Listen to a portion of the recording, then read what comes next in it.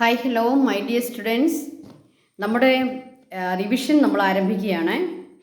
ഇന്ന് നമ്മൾ റിവൈസ് ചെയ്യുന്നത് നമ്മുടെ geography social science 2 first chapter weather and climate. Weather and climate എന്നുള്ള ചാപ്റ്ററിൽ നിന്ന് ഫസ്റ്റ് ടൈം എക്സാമിന് നമ്മുടെ എക്സാം നമുക്കറിയാം ഓൾറെഡി പബ്ലിഷായി, അതിൻ്റെ ഡേറ്റ് ഒക്കെ പബ്ലിഷ് ചെയ്തിട്ടുണ്ട്. നിങ്ങളുടെ എക്സാം 21 ഓഗസ്റ്റ് 21. അപ്പോൾ എക്സാമിന് 80 മാർക്കിൻ്റെ ക്വസ്റ്റ്യൻസ് ആയിരിക്കും. അതിൽ ഒരു 1/4 ക്വസ്റ്റ്യൻ എങ്കിലും വെതർ ആൻഡ് ക്ലൈമറ്റ് എന്ന് പറയുന്ന നമ്മുടെ ചാപ്റ്ററിൽ നിന്ന് കാണും. ഓക്കെ, നമ്മൾ അവിടെ പഠിച്ച ഏറ്റവും പ്രധാനപ്പെട്ട നിങ്ങൾ പഠിക്കേണ്ട ചോദ്യങ്ങൾ ടീച്ചർ ഒന്ന് പറയാം. What are the factors that are responsible for the different atmospheric conditions?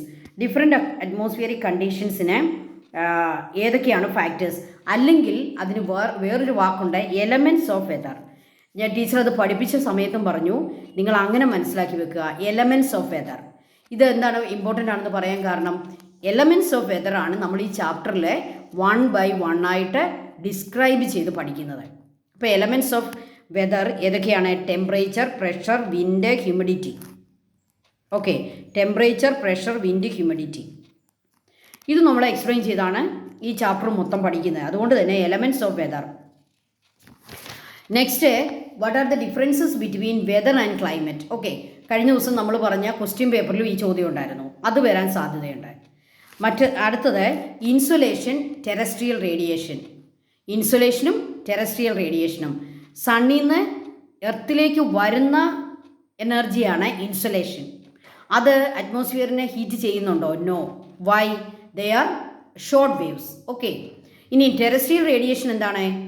ഭൂമിയുടെ സർഫസ് ഹീറ്റ് ആയതിനു ശേഷം ഭൂമി റേഡിയേറ്റ് ചെയ്യുന്നതാണ് ടെറസ്ട്രിയൽ റേഡിയേഷൻ. റേഡിയേഷൻ.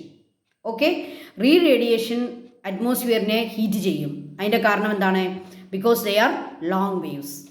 അപ്പോൾ short waves, long waves. Okay, അതൊക്കെ ക്വസ്റ്റ്യൻ നമ്മളോട് ചോദിക്കും, അത് മനസ്സിലാക്കി വെക്കുക. Insulation, terrestrial radiation. അടുത്തത് നമ്മൾ ഡിസ്കസ് ചെയ്ത ക്വസ്റ്റ്യൻ പേപ്പറിലുള്ള ഒരു ക്വസ്റ്റ്യൻ ആണ്, what are the processes of heat transfer in the atmosphere? അറ്റ്മോസ്ഫിയറിൽ ഹീറ്റ് ട്രാൻസ്ഫർ ചെയ്യുന്ന 4 process: conduction, convection, advection, terrestrial radiation. അത് പഠിച്ചോളാം. കണ്ടക്ഷൻ എന്ന് പറഞ്ഞാൽ എന്താണ്? ടച്ച് ചെയ്തിരിക്കണം, ടച്ചിങ്ങിലൂടെ ഹീറ്റ് കൊടുക്കും. കൺവെക്ഷൻ എന്താണ്? ഹീറ്റഡ് ആയിട്ടുള്ള എയർ മറ്റുള്ളടത്തേക്ക് സഞ്ചരിച്ച് മറ്റുള്ളവർ കൂടി കൊടുക്കുന്നു. അഡ്വെക്ഷൻ എന്ന് പറഞ്ഞാൽ എന്താണ്? ഹൊറിസോണ്ടലി വിൻഡിലൂടെ ഹീറ്റ് ട്രാൻസ്ഫർ ആവുന്നു. ഇനി ടെറസ്ട്രിയൽ റേഡിയേഷൻ എന്താണ്? ഇപ്പോൾ ടീച്ചർ പറഞ്ഞത്, അതായത് റേഡിയേഷനാണ് ടെറസ്ട്രിയൽ റേഡിയേഷൻ. ലോങ് വേവ്സ് ആയിരിക്കും. ഓക്കെ, ഇനി അടുത്തായിട്ട് നമ്മൾ കണ്ടത് ഗ്രീൻ ഹൗസ് എഫക്റ്റ് ആണ്. ഗ്രീൻ ഹൗസിൻ്റെ എഫക്റ്റ്. Heat budget. എന്താണ് ഹീറ്റ് ബജറ്റ്? ഇൻസുലേഷനും ടെറസ്ട്രിയൽ റേഡിയേഷനും ഈക്വൽ ആണെന്ന് പറയുന്നതാണ്. ദ ബാലൻസ്, അല്ലേ? Heat budget. What is heat budget? The balance between insulation and terrestrial radiation. അത് പഠിച്ചോണം, ഹീറ്റ് ബജറ്റ്. ദെൻ ആ ചാപ്റ്ററിൽ പിന്നെ വരുന്നത് ഐസോതേംസ് ഒക്കെ പോലെയുള്ള കാര്യങ്ങളുണ്ട്. എന്താണ്? ഒരേ ടെമ്പറേച്ചറുള്ള സ്ഥലങ്ങളെ തമ്മിൽ യോജിപ്പിച്ച് വരയ്ക്കുന്ന വരകളാണ് ഐസോതേംസ്. ടെമ്പറേച്ചർ എന്നല്ലേ തേംസ്. ഐസോ ബാർ വേറെ ഉണ്ട് കേട്ടോ, ഐസോതേംസ് ഇത്. ഇനിയും factors influencing the distribution of temperature. Temperature ഡിസ്ട്രിബ്യൂഷനെ അഫക്റ്റ് ചെയ്യുന്ന ഫാക്ടേഴ്സ് ഏതൊക്കെയാണ്? ഒന്ന്, ലാറ്റിറ്റ്യൂഡ്. ലാറ്റിറ്റ്യൂഡ് ഇൻക്രീസ് ചെയ്യുമ്പോൾ ടെമ്പറേച്ചറിന് എന്ത് സംഭവിക്കും? ഡിക്രീസ് ആകും. 0 ഡിഗ്രിയിൽ വലിയ ടെമ്പറേച്ചർ, 90 ഡിഗ്രിയിൽ ലോ ടെമ്പറേച്ചർ. അതിൻ്റെ അർത്ഥം എന്താണ്? When latitude increases, temperature decreases. Then height. When height increases, what happen? Altitude. Latitude, altitude. Altitude means height. Height increases, temperature decreases. Height decreases, temperature increases. മൂന്നാമത്തെ ഫാക്ടർ എന്താണ്? Latitude, altitude. Then ocean currents. Ocean currents, distance from the sea. ഇതൊക്കെ നമ്മൾ ആ ചാപ്റ്ററിൽ വിശദീകരിച്ചതാണ്. Okay, distance from the sea. പിന്നെ difference between heating of sea and land. Okay, സീയും ലാൻഡും ഡിഫറെൻ്റ് ആയിട്ട് ഹീറ്റ് ആകുന്നു. ഓഷ്യൻ കറൻസ്, അതും ടെമ്പറേച്ചറിനെ അഫക്റ്റ് ചെയ്യുന്നുണ്ട്. ഇതാണ് കോൾഡ് കറൻസും ഹോട്ട് കറൻസും. ഒരു ഹോട്ട് ഏരിയയിലേക്ക് കോൾഡ് കറൻറ്റ് വരുമ്പോൾ അവിടുത്തെ ടെമ്പറേച്ചർ മെച്ചപ്പെടുന്നു.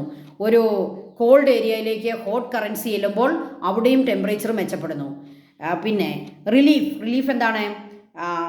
നമ്മൾ കണ്ടതാണ് നമ്മുടെ ഫിസിയോഗ്രഫി അല്ലേ, ഭൂമിയുടെ